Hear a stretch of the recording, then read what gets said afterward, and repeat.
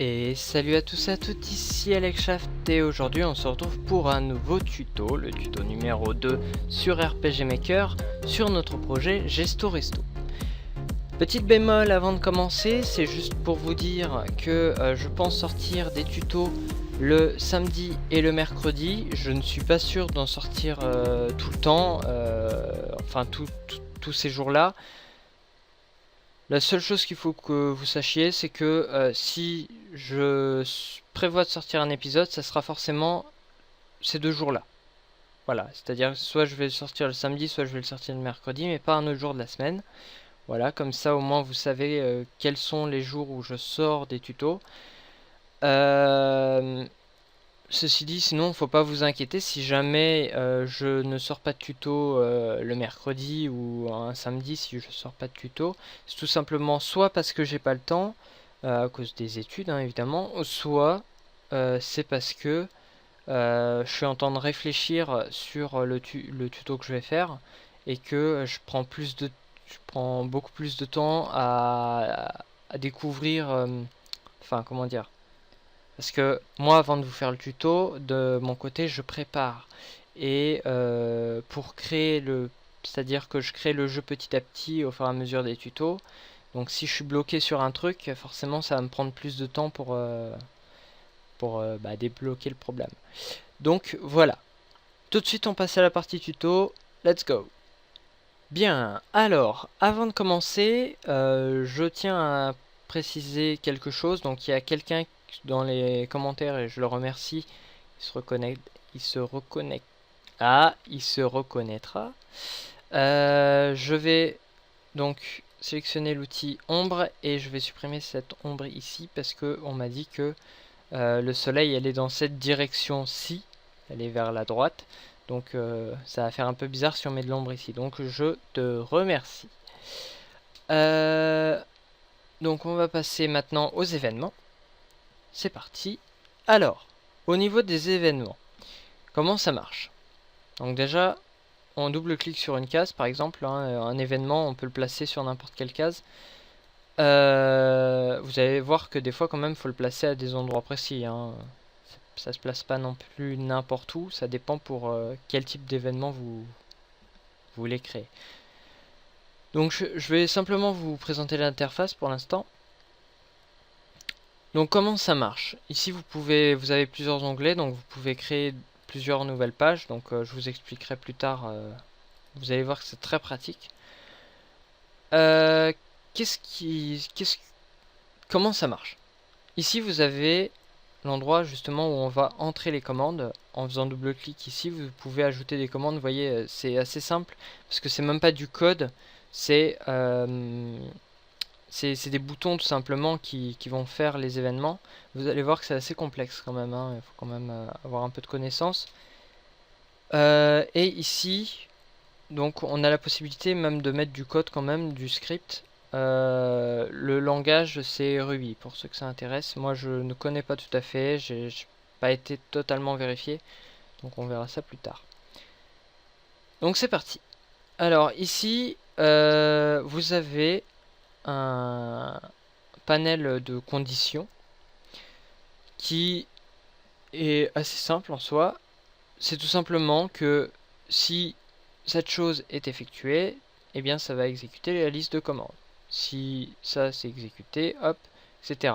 Donc c'est-à-dire qu'on peut exécuter la liste de commandes à partir d'une condition. C'est-à-dire que si ceci est effectué, dans ce cas-là, on peut effectuer la liste de commandes.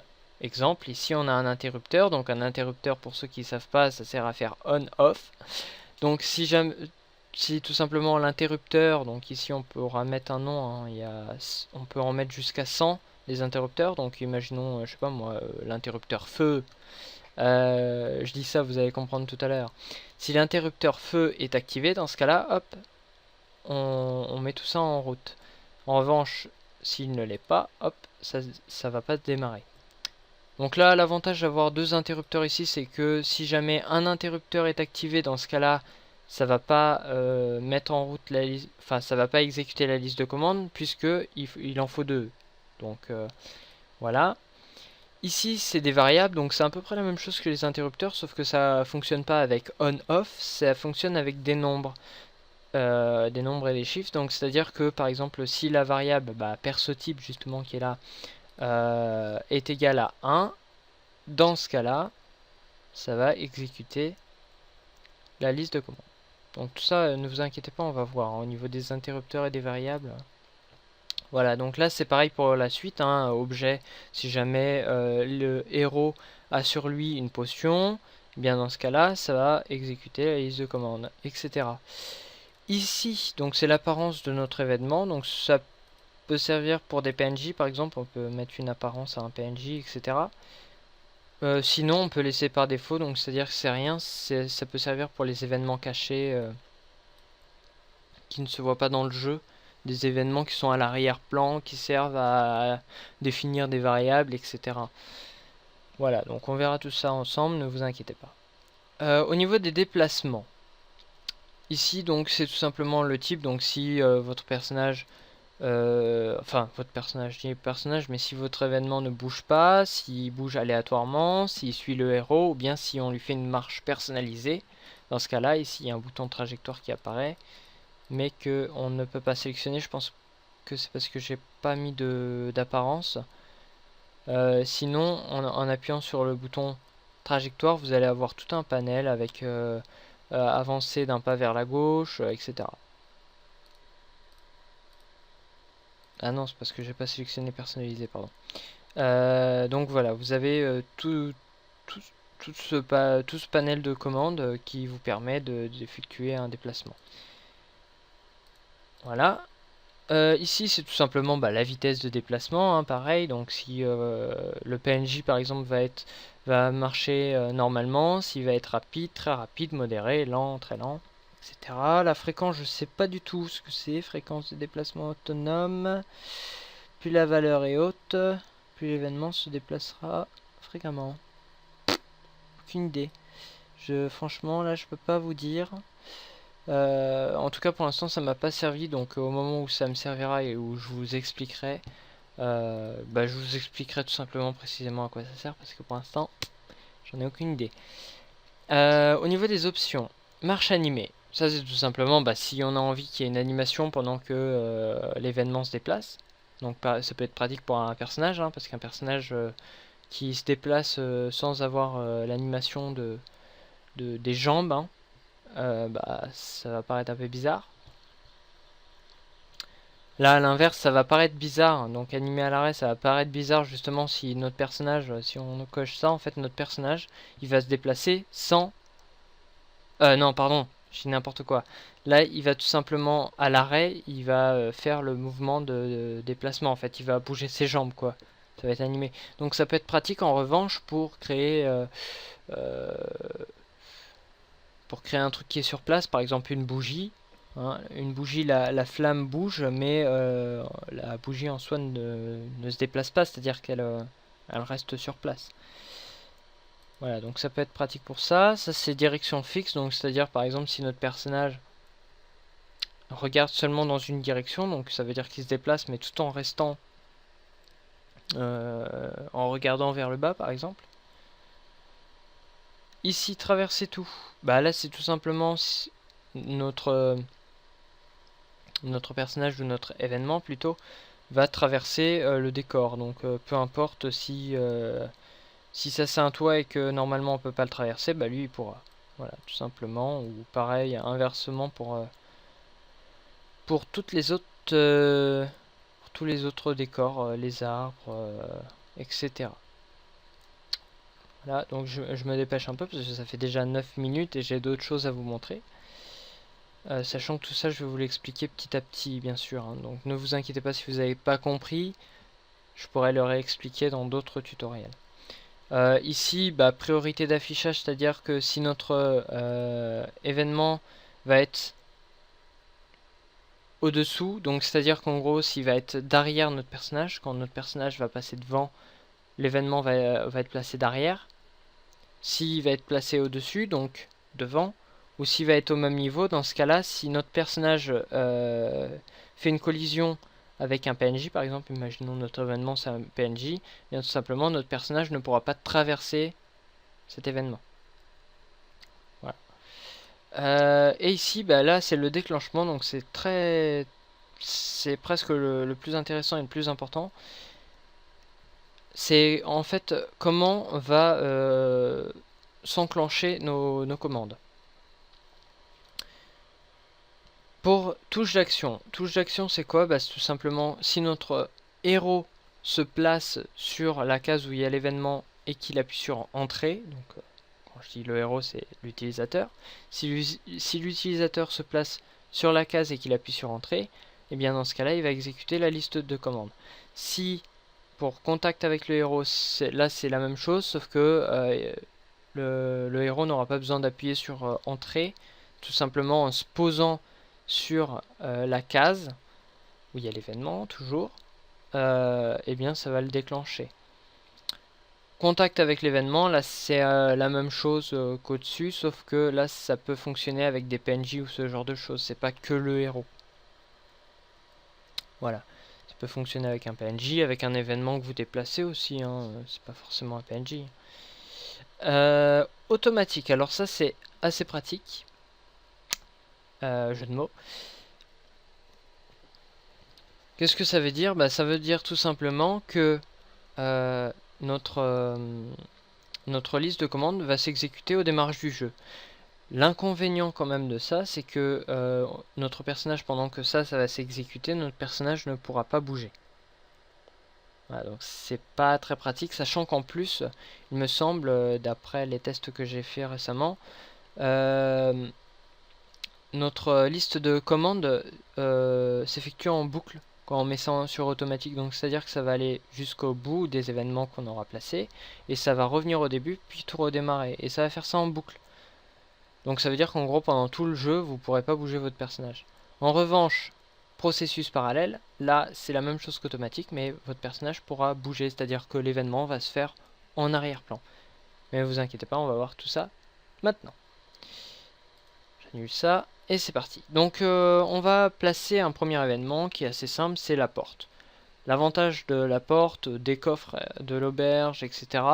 c'est que ce sont des événements qui sont déjà prédéfinis sur le logiciel, qu'on n'a pas besoin de créer nous-mêmes pour éviter de galérer. Donc là on fait tout ça, on sélectionne la case et on fait tout simplement événement rapide. Donc clic droit, événement rapide et porte. Ici on peut sélectionner l'apparence, bah ça tombe bien, c'est déjà sur l'apparence que je veux. Et ici on sélectionne la destination, donc là ce qui est bien c'est que ça nous montre le plan.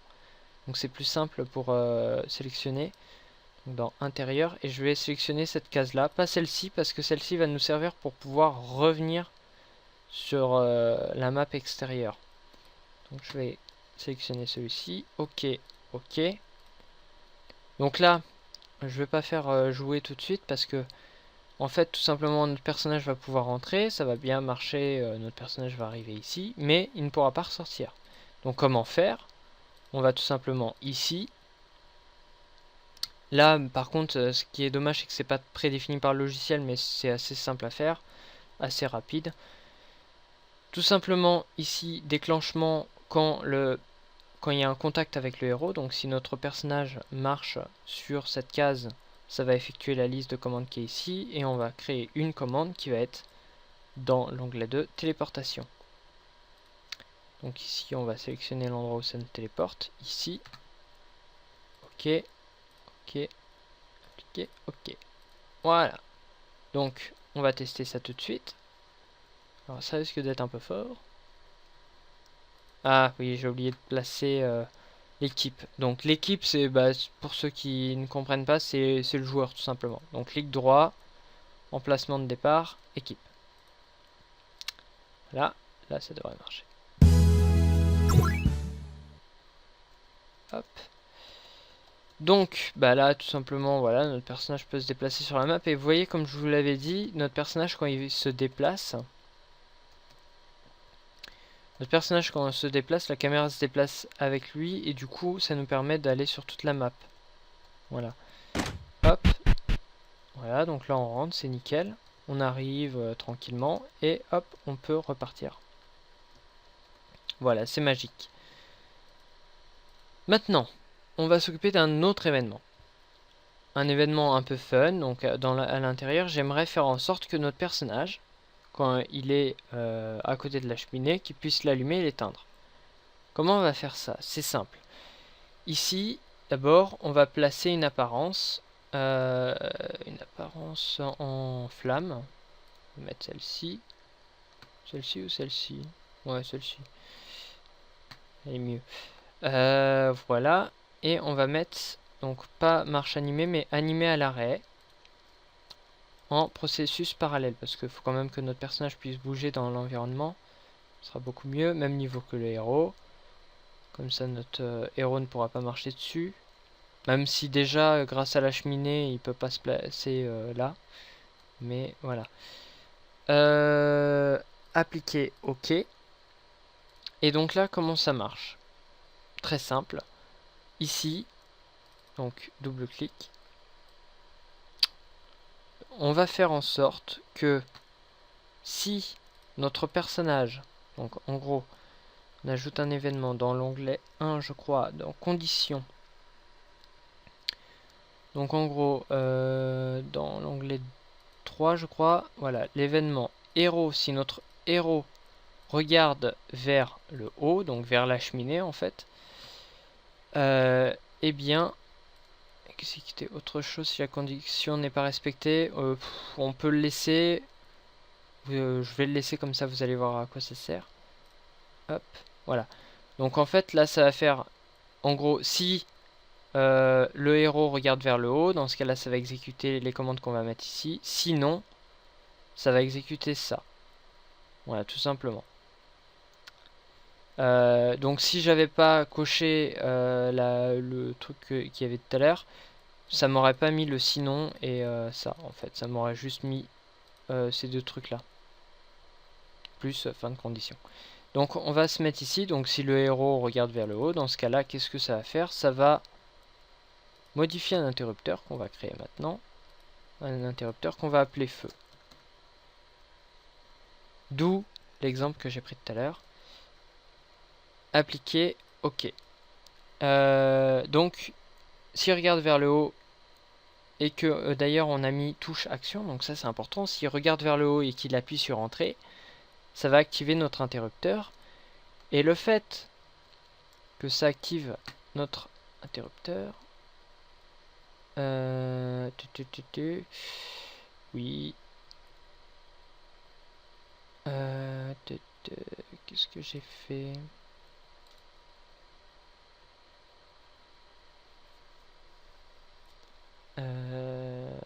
Ça y est, je suis perdu.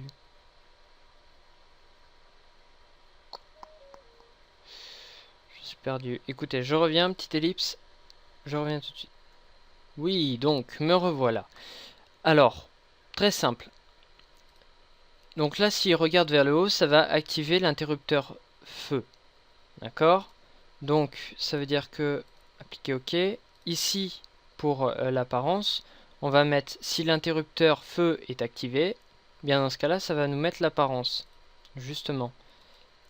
C'est là que vient l'astuce. Voilà.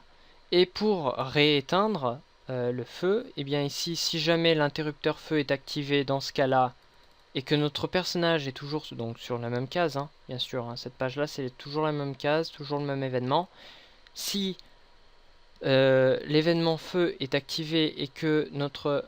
Pardon, c'est pas ça. Que notre personnage, à condition que notre personnage, notre héros regarde vers le haut toujours. Donc là, voilà l'intérêt de décocher, c'est que, vous voyez, il n'y a plus le sinon. Voilà. Si le personnage regarde vers le haut, dans ce cas, eh bien, ça va désactiver l'interrupteur feu. Et dans ce cas-là, si l'interrupteur feu est désactivé, eh bien l'apparence ici va plus s'afficher. Donc on va tester ça tout de suite. C'est assez...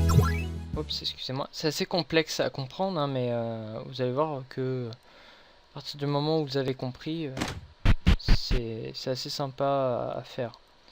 Voilà, donc vous voyez que là le feu n'est pas présent. En revanche, si je le mets comme ça, Imaginons je le mets comme ça, j'appuie sur entrée, ça marche pas. Là j'appuie sur entrée, hein. Vous voyez, autant le prouver, hein.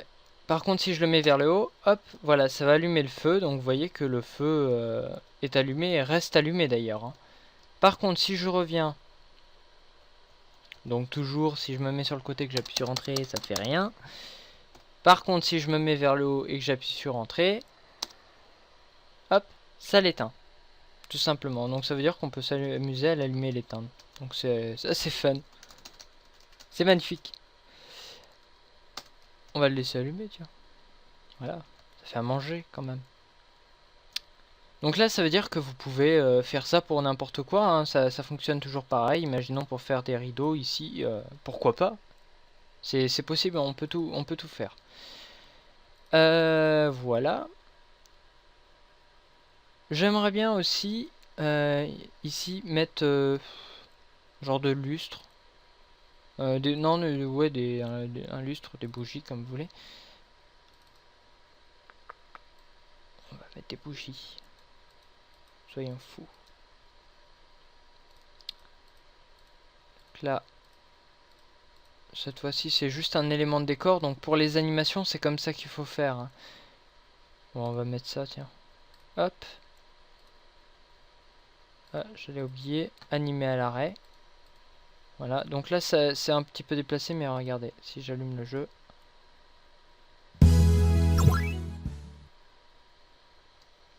Voilà, si je rentre, c'est placé tout de suite correctement sur la table.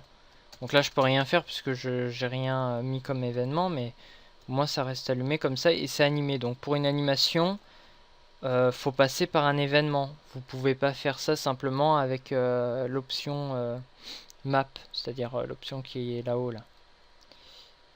Voilà, vous êtes obligé de passer par un événement. Et donc bah, ça permet de faire pas mal de choses assez cool. Faut l'avouer quand même. Voilà. Alors le petit truc surprise que je voulais vous montrer la dernière fois, donc avant de se quitter on va faire ça, c'est de permettre de donner un nom au restaurant. Alors d'abord on va aller à l'extérieur et on aimerait que notre personnage puisse lire en quelque sorte ce panneau qui est ici et donc bah, de voir le nom du restaurant, mais que ce nom de restaurant qui va s'afficher soit celui qu'on aura donné. Donc comment ça marche? Bah tout simplement déjà ça va s'effectuer pas quand le personnage sera là-dessus mais quand il sera ici. Ça va fonctionner comme le feu en quelque sorte, comme le feu de la cheminée. Ici, double-clic. Si, en quelque sorte, si le héros... non, c'est... Non, condition. Si notre héros regarde vers le haut, voilà. Si notre héros regarde vers le haut et qu'il appuie sur entrée d'ailleurs, donc touche action, dans ce cas là, ça va afficher un message avec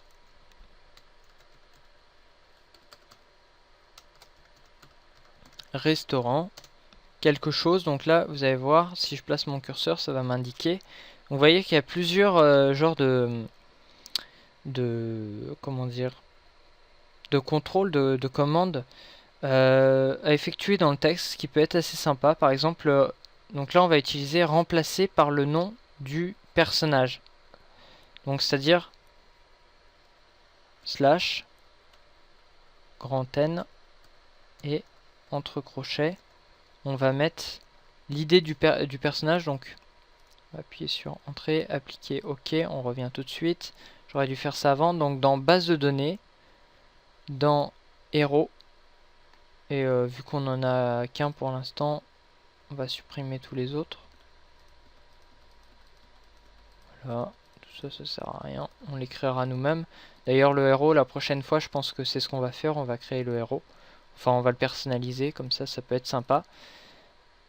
Tac. Voilà. On va rien lui mettre, hein. On lui met pas d'apparence, tout ça, parce que c'est pas totalement un héros, hein. C'est juste le nom du restaurant, en fait. Voilà. Donc on reclique ici. Et si, là tout simplement, pardon, c'est ça, clic droit, éditer. C'est le 3 je crois. Voilà. Donc là si on démarre le jeu, qu'est-ce que ça va nous faire? Donc tout simplement si on place notre personnage vers le haut comme ça va marquer le restaurant quelque chose. On ne sait pas puisqu'on ne lui a pas donné de nom. Bah, c'est très simple. Comment ça marche? On va aller dans intérieur, ici. Donc j'aimerais que notre personnage, quand il regarde vers le bas, en fait, donc en gros quand il regarde le papier, qu'il puisse renommer son restaurant. Donc ici on va double-cliquer et on va mettre donc toujours touche action, hein. Là aujourd'hui c'est pratiquement la même chose à chaque fois. Si, condition que notre personnage regarde vers le bas, hop, et bien tout simplement ça va dans l'onglet, c'est lequel déjà? Entrer un nom. Dans l'onglet 3 et dans entrer un nom, pour personnage 3, on va mettre le maximum de caractères possible, c'est-à-dire 16. Ok. Voilà, appliquer, ok. Et là, si on teste, vous voyez, pour l'instant, c'est très simple, hein. Il n'y a rien de compliqué là-dedans. Donc là, si je viens ici, que je vais là. Donc là, par exemple, il peut rentrer un nom. Donc avant, ce qui serait bien, c'est de mettre un genre de texte avec marqué. On va faire ça tout de suite d'ailleurs. Bon, comme ça sera fait. Donc le tutoriel dure un petit peu plus longtemps, mais c'est pas très grave. Donc là, par exemple, juste avant, ça marque un message, afficher un message avec marqué.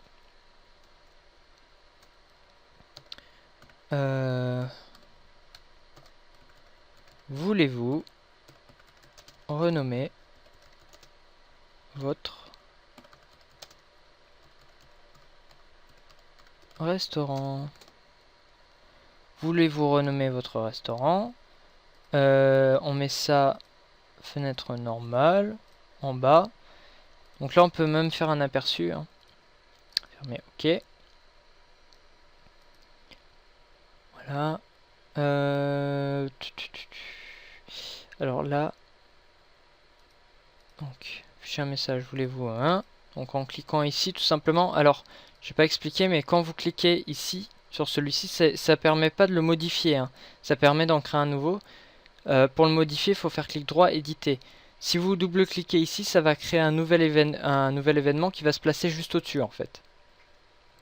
Parce que vous pouvez pas les déplacer comme ça. En restant comment dire, vous pouvez pas les déplacer en restant appuyé dessus et en déplaçant avec la souris. Donc si vous voulez le déplacer ici par exemple, vous êtes obligé de faire un copier-coller ici, sachant que ici il faut le supprimer après. Voilà. Donc juste avant, on va faire afficher un choix. Donc oui ou non. Donc annulation du choix, enfin on annule l'événement si il appuie sur non. Et donc là du coup copier, coller. Voilà. Supprimer. Donc en gros, qu'est-ce que ça fait? Si le héros regarde vers le bas et qu'il appuie sur entrée, puisque on est sur un déclenchement touche action, dans ce cas-là ça va afficher le message voulez-vous renommer votre restaurant? Ici, ça va demander à l'utilisateur de faire un choix. Donc si oui, dans ce cas-là, ça va lui proposer d'entrer le nom du restaurant avec 16 caractères. Donc là, le petit bémol donc, de ce que j'ai fait, c'est que en fait, le nom du restaurant va se stocker dans un personnage. En fait, c'est comme si c'était un personnage, sauf qu'on va jamais l'utiliser dans le jeu. C'est une des manières pour pouvoir stocker une chaîne de caractères. Puisque comme je vous l'avais dit, on ne peut pas stocker dans une variable une chaîne de caractères, on peut que stocker des nombres. Donc on est obligé d'utiliser un héros, même si bon, c'est pas tout à fait un héros, c'est surtout un nom de restaurant, c'est juste une option. Et sinon, bah, dans ce cas-là, bah, ça fait rien et ça s'arrête là. Donc appliquer, OK. C'est parti. Oui. Donc là, on a notre restaurant, nickel. Ah, je n'ai pas montré. Si on va ici, par exemple, si on regarde, restaurant quelque chose. Si je vais ici, donc en regardant vers le bas, hein, parce que si je regarde sur le côté, ça marche pas. Si je regarde vers le bas, voulez-vous renommer votre restaurant? Donc là, on peut sélectionner. Si je fais non, ça fait rien. Par contre, si je fais oui, hop, il me propose d'entrer un nom. Donc, je vais mettre... Le son est un peu fort, j'ai l'impression. Peut-être que vous allez pas l'entendre aussi fort que moi.